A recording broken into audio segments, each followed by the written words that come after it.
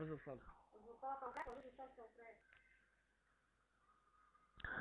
وزي ما انتوا كده شايفين يا شباب، اهو ابن المهنة بيسقط بالتاني فويس عشان يهرب زي الكلب.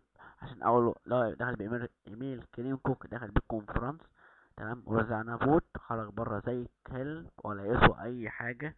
وده هو دخل بإيميلي اللي سرقه مني ابن المتاكة الحرامي، تمام، دخل بيه وسقط بيه فويس، تمام، عشان يعرف يهرب ابن الفجرة اللي امه متاكة من غير رخصة.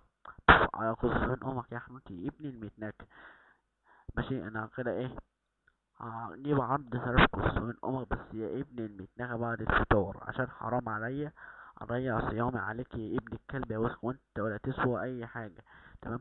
وزي ما انتوا شايفين دخل بثلاث ايميلات، تمام، 3 ايميلات اهمت، ده قدام الكونفرنس، ماشي، عشان يمسك مايك. بس ابن المتنغى الفاجر اللي امه متناكة مش عارف يدخل، مش عارف.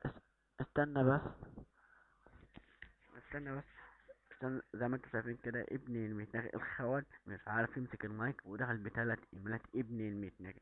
وانا بصور عرض شرف قصوين امه دلوقتي، وهرفع الفيديو يا ابن الفجر وهوريك عرض شرف قصوين امك. انت وكريم كوك ابن المتناغي، انتوا الاتنين ولاد متناغي على زب يا ولاد الفجر. ده كان فيديو مني.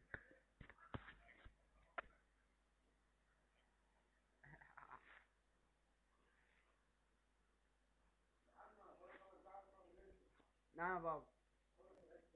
طيب حاضر.